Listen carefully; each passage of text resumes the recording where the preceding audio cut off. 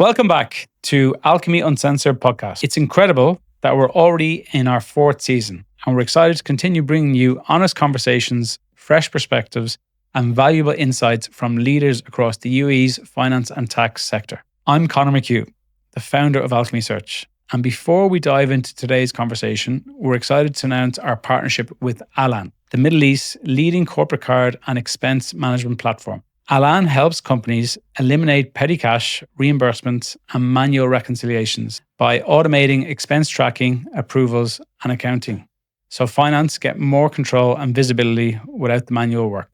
Today's episode features Prasidha Pratap. Prasidha is a dynamic chief financial officer with nearly 2 decades of cross-industry experience, with a strong foundation across FMCG, pharmaceuticals, and now the cosmetic sector. Prasidha brings a strategic, forward-looking approach to finance that goes far beyond the numbers. Known for combining financial rigor with business insight, she has led high-performing teams, driven sustainable growth, and strengthened operational excellence in complex, fast-paced environments. Deeply passionate about developing talent and fostering a culture of continuous learning, Prasidha believes that great finance leadership is about empowering people, enabling smart decisions, and constantly evolving with business landscape.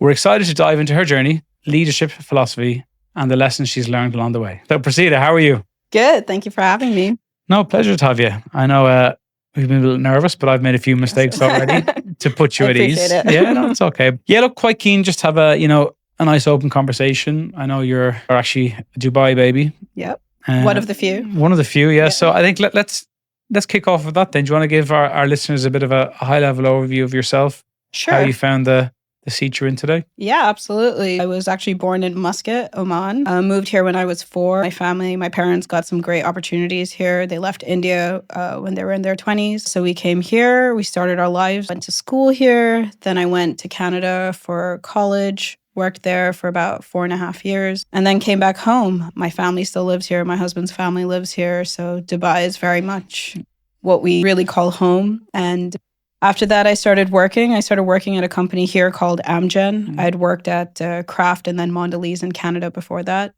Amgen is a billion-dollar-plus pharmaceutical company, but they were just starting to ramp up their Middle East operations. Mm-hmm. So it was the wild, wild west when I joined, but It was such an incredible learning at that point to really evolve with the company. I had some fantastic managers along the way. Mm-hmm. And then I joined Coty about 9 years ago. 9 years ago, yeah. Yeah. Yeah. And how's the journey been with Coty? And what sort of level did you go in at? Yeah, so I went in at, we called it a sales co-pilot. I would say maybe like a finance manager, then became the finance director, and now I'm the CFO. Good. And then, as I said, it's quite rare we get, a Dubai baby. Yeah. In general, I would say the vast majority, if not most of the guests, have sort of been all over the world, and then they've come here. I know you did your stint in Canada, but just for our listeners, especially people who are in the region now and outside the region, what have you seen change when you were a child in Dubai? We're not going to go after your age or anything like that, but roughly, when you were a child, how did it look compared to now? Well, traffic, for one. Never seen it like this before. Everything in Dubai used to be measured like 20 minutes max from one end to the other. When I was growing up, my parents moved us to Meadows. At that time, it felt like the end of the world. Yeah. I remember the tantrums, everything. How can you move me here? And now look at Meadows. Meadows was probably one of the best locations. For people, outside, it's probably the best location. Absolutely. Of real estate. But I think the people have changed. There's so much more. There's so many more nationalities. I think it's so much more dynamic than it was. Of course, it's what you would expect. But I think overall, the mindset of the leaders of the UAE, to really go after it and to get it, I think it's showing in this population. Yeah. You mentioned great managers. Because in this market, I find so much like a lot of the candidates or the employees, they leave a job. It's either for money or their manager. So, how do we move away from the sort of the bad cop? It's probably a pretty common term, especially in this region. How have you went about, not saying you were the bad cop, but what did you learn over time from the managers? So I think finance a lot of the times has to wear that hat, right? Whether we want to or not, whether it's rejecting a crazy proposal for marketing or just spending money without the right ROI, I think we are normally put in that position. What I really would like to focus on, and I think I do manage, is empathy. Like it's not that people are doing this to personally ruin the financials of the company. They see a value in it.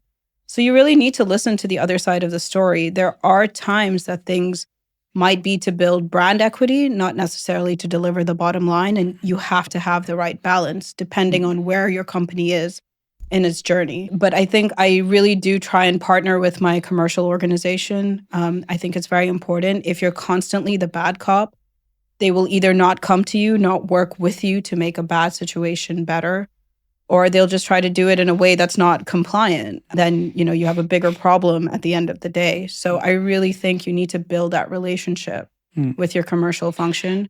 It's been a huge value add for me, at least. You've risen through the ranks, especially in Cody. I'm sure you've competed against people who are more outspoken. And this is actually really interesting for our listeners because, you've worked at the top in the organization and you're definitely never going to be the loudest person in the room. I can sense that. Yeah. But for our listeners where someone's, very good at the job, they know they don't want to be that person, jumping around shouting. How have you navigated, your way? Because you have navigated your way. Is it building relationships in the background or just quite keen to understand the journey? And so the reason why I'm bringing this up is that in general, I see a lot of people, especially in multinationals, they go and work there to get to the top. Mm-hmm. They've got sent to this country. They're seen as a fixer and going around the world. Yeah. While you've obviously built your way the whole way up in Dubai. So just quite keen to get that perspective. When you're younger, I feel really old hearing 2 decades of financial experience.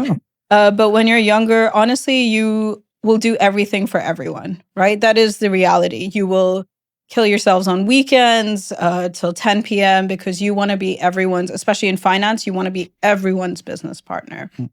But I think that helps. Unfortunately, you do have to struggle and you do have to really go the extra mile almost every night while you're building your career. But I think, now it has paid off. I think now I am partners with people who've also risen the ranks along with me commercially. Some of my business unit leads I've worked with for the full 9 years and they're now my friends. But I really think at the beginning, to get where I got right now, I had great support within the company, but also I really went over and above time and time again to show that, hey, I am the person you can come to at any point. You have a commercial question, you have a financial question, you want to bounce ideas back and forth, I will be that person. So that didn't really require me to be an extrovert. It just required me to do my job, but really put in the hours. And I know everyone would like a simpler answer, but you got to put in the hours and you got to be that partner. If it was easy, everyone would do it. Absolutely. Yeah, good.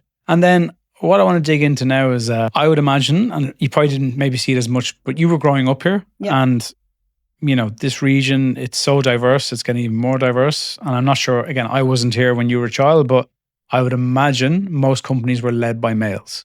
It was very rare you'd see a female in a leadership position or, even that. So how have you seen women in finance, women in businesses? You're working in a big multinational. Yeah. How does that look? Yeah, so I think finance is interesting, at least in a lot of the companies I worked, at least at the manager level, there were a lot of females. But the CFO is always, or at that time an FD was always a male. Now that's different for sure. I think Dubai is such a diverse place that whole only men lead is really not applicable here anymore, or I'm not seeing it. Yeah. There are certain sectors, maybe an oil and gas or banking, that is more predominantly male. But I would say in FMCG or in, I'm doing fragrance and cosmetics. Luxury retail, it's all women. They want those benefits. Absolutely. No, I think it's less relevant depending on the industry you're in. But, I'm doing cosmetics and fragrance. Our consumers are predominantly female, but my leadership team is still around 50-50, probably a little more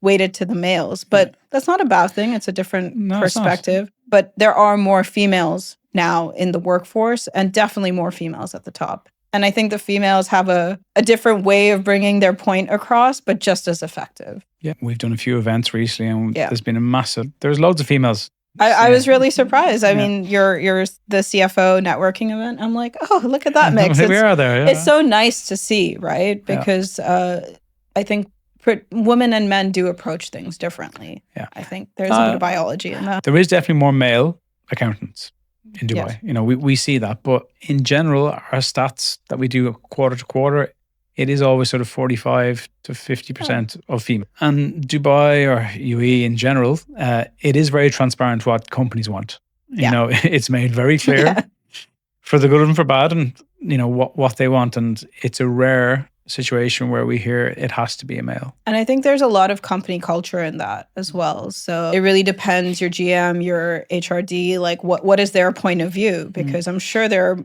are HR directors who might reach out to you and say, I want a Caucasian male. Yeah. You know?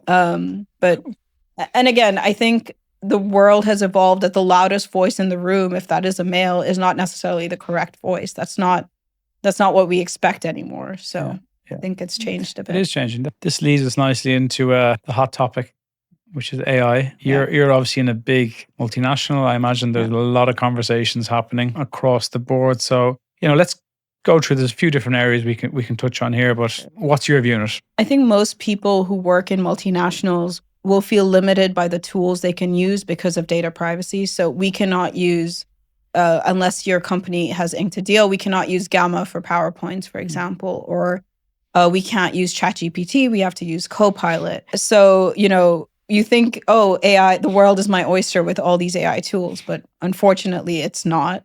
So that's one thing.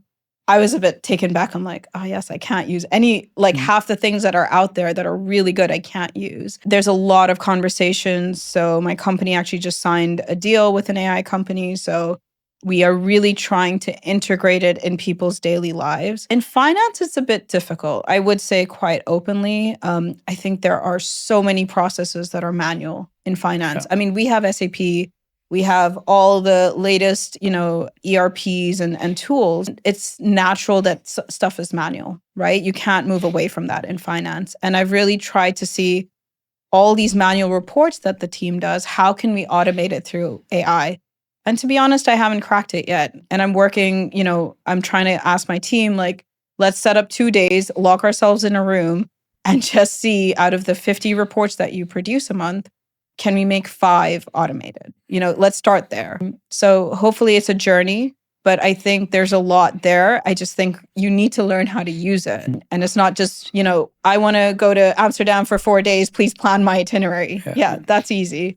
But to use it to build journal entries or, you know, dashboards, that stuff is not easy. In the space that you sit in industry-wise, I imagine you all have finger on the pulse what your competitors are doing. You know, are you hearing of breakthrough things happening with AI with them, or is there someone who has first mover advantage? I mean, I think L'Oreal has done a lot with AI and they're really invested in it. But I think everyone is investing in it. It's just what are you using it for at the end of the day?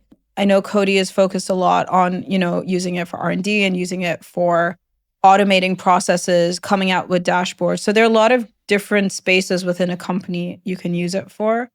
But it's up to the employees at the end of the day. You know, you can have a tech officer telling you, get on AI, get on Copilot, start using it. But you have to take that chance. You have to spend those extra hours learning how to do it for an ultimate goal eventually. And if you were looking at your younger self today, and knowing what you know as a CFO of a massive global company, if you were a senior accountant or, you know, if you were that person in the junior edge of your team at the moment, what would you be telling them? What should they be focusing on? Put in the hours. Unfortunately, I hate saying that. I feel like a 60-year-old grandpa saying that. No, but it's true. You have to put in the hours. Look for ways to automate your life, which will take a little bit more time up front, but will help you in the long term. You don't have to, I mean, again, networking is great, but a lot of the times the output actually speaks for itself. I know a lot of people say, no, you have to be lucky and network to get to the top. Yes, there is an element that you have to put yourself out there. I'm still in a podcast and I'm so uncomfortable, but here I am. You have to do it. But, you know, a lot of times just to get to, you know, from manager or analyst to that one grade above, it's more on your work. It's as you get higher, then the networking kicks in. But I really think that initial leap become a partner to your organization. And on that then, have you ever had a mentor, have you been a mentee, or like, have you ever had a big influence, maybe that you didn't realize it was at the time, but someone who's had massive influence on your career? Yeah, I think I've had mentors who are now friends, I would say. And I think it's a huge impact. And I think it's even better if your mentor is not in your function, to be honest, because they give you a different perspective. And especially when you're in finance for as long as I have been, you really get lost in this little room that you're in. I think it's always good to have a mentor who's in, whether it's marketing, whether it's sales, to really try to build your commercial perspective, which is important, just as important if you want to be a CFO. And even just pushing more into your day-to-day as a CFO, what aspects, if you compare yourself now as CFO to compare it when you were mid-level within Coty, day-to-day, is there anything that's drastically different? Is there something that surprises you? Or Lots of meetings. Lots of meetings, yeah. More PowerPoint, less Excel. I miss Excel. I'm a bit of a nerd that way. Not a fan of PowerPoint. I don't align things very well, as my marketing colleagues tell me. But this is going to sound silly, but now I realize I'm a grown-up. I'm sitting in those rooms and people are waiting for my opinion. I still get a kick out of it. I still feel like the analyst some days, but you sit in that room and you're like, oh, okay, now I have to give my opinion and it's actually going to drive a decision. And that's something that's very different, obviously, than when you're a manager and just helping someone build the story together for someone else to make that decision. But I also think, I am so motivated by the younger people in my company because they're so passionate. And it's very plausible that along the way you lose that like spark in your eye. And I think that's what's different sitting on the other side of the table. You actually feed off their motivation. And on that point then, how do you go about motivating an underperforming team member? Do you just pull them aside or? Yeah, you have to have a discussion. Obviously, I have to say my direct reports are incredibly talented and I haven't felt that none of underperforming is the other end of the spectrum to where they are. They are all overperformers. They're fantastic. But there are always in any company people, one level lower than that who do struggle and who do need some guidance. But I think in most companies, there's a very structured way of giving that. You start with a performance review, you give feedback.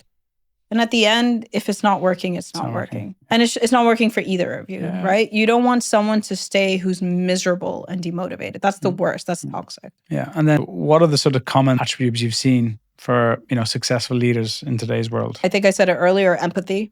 You cannot be a bulldog all the time. It doesn't work. That's a very 1960s sort of leadership style. The people it still exists here anyway. Still exists, but I don't think that's successful in the long term. I think you create this culture that will eventually fail. It just doesn't work. So I think, empathy, communication, it's so basic, but some people are terrible at it. And having the guts to take bold decisions and standing by your decision. And it's okay to fail. Really accepting failure is the first thing you should be comfortable with as a leader. You will fail. You are not going to have 100% success rate. Yeah, unfortunately, most things you lose a lot more than you win. Absolutely, but you have to stand by your decision. Yeah. You took it, own up to it. Yeah, and the world is moving towards flexibility. But as you said a few times, to get to the top sometimes you need to put the hours in. As a CFO in a company like Coty, you'll have a lot of good talent coming through. You don't get into these companies by luck most of the time. There's credentials that have done very well in universities, maybe Big Four training, etc. coming through. How do you navigate these? Because we're seeing it more and more now where the younger talent, the question is not about the benefits, it's about flexibility. Yeah. Can I, work remotely for 2 days a week?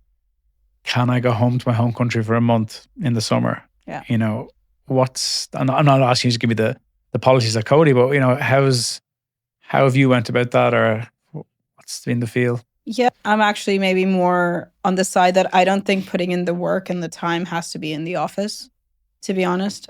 We do have a flexible work policy, and I think it is such a game changer for everyone to not spend that hour, especially in Dubai with the traffic. Especially where your offices are based. Yeah, exactly. To not spend 2 hours in the car and take that time to, I don't know, go to the gym or take a walk with your kids. Absolutely. I think, look, obviously don't don't take the mickey out of it, right? Like, don't take a nap at 2 p.m. and someone's trying to reach out to you. But I really believe that people should be able to set their, within reason, if you need to step out at 5 and come back at 7 and log on, okay. Yeah. I'm not your mom. I'm not your teacher. It's fine, because I trust my team will do the work that they have to do. And I've never really seen any cause to doubt that. It's all about fairness. Absolutely. And I think it really motivates people to be able to work a month from their home country. Yeah, this is how you're going to retain people. Exactly. I don't get too many CVs from Coty anyway, so we have a great touch wood, a good retention because. But these are the things that are making the difference now. Yeah. Especially for the newly qualified mid-level guys, people who've just had children. They're not looking for their extra 5K. They're understanding what are the benefits, and some companies have been quick to change. There is some companies that definitely haven't, and we will see not a revolving door, but things do have to change. And to be clear, I'm very much against fully remote. Yeah. In a place like Dubai, it would ruin it because then people would say, well, what's the point in paying you? Absolutely. Where we can just, we can offshore it 2 or 3 hours. Go live anywhere else. There's plenty of talent within 2 or 3 hours that could do it for a lot cheaper. So yeah, look, they're the big points from my side. It's gone fast. Yeah, it has. Surprise. You're a great example because you've put yourself out of your comfort zone today. Yes. And you've done it in flying colours, and that's what we want. And that's probably, why you're well able to throw yourself into uncomfortable situations. But look, you've done great. And we're going to finish with the quick fire round. Okay. So these will be questions you won't be prepared for. Okay. So if you weren't in your current role, what would be your dream job? Unemployed, Pilates at 11 a.m., a walk on the beach at 5, investing in stocks or, It's your Mary Jane, but just investing in a few things as well. Just letting the income trickle in, but having my own time and flexibility. Good. In one word, how do you define success? Happiness. Good answer. Tiffany liked that one. And then if you could shadow anyone for just one day, who would it be? Indra Nooyi, the ex-CEO of Pepsi, in a time where working women were very rare and working women at such senior leadership positions. Have had like a crush on her work styles for forever. So really, yeah. She was, when I was like in my early 20s, I'm like, look at her. Yeah. She's a South Asian Indian female of a multi-billion-dollar company, and she's the CEO. So. Yeah, I think fortunately for a lot of the up-and-coming female talent, there's going to be plenty of people like that to look up to. I hope so. Yeah, definitely. Then we've done a good job with our generation. Yeah. So that's it. Okay. So that brings us to the end of today's episode. Thanks for spending your time with us and being part of the Alchemy Uncensored community. And of course, a big thank you to Alan for supporting this season and helping us bring these conversations to life. We'll be back soon with more insights and more voices from across the region. Thank you.